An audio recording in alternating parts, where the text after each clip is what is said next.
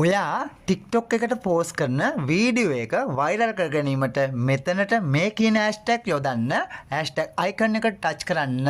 for you page FIP viral trending යන hashtag මේ විදියට ඇතුළත් කරගෙන more option කියන වචනයට ටච් කරන්න.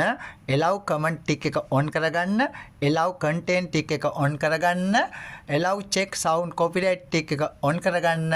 allow high quality upload tick එක on කරගෙන මේ විදිහට edit cover කියන වචනයට ටච් කරලා ඔයාගේ වීඩියෝ එකේ කැමති තැනකින් මේ ආකාරයට cover photo එක වශයෙන් මේ විදිහට ඇතුළත් කරගෙන save කියන වචනෙට ටච් කරලා පුළුවන් ඔයාට වීඩියෝ එක පෝස්ට් කරලා viral කරගන්න.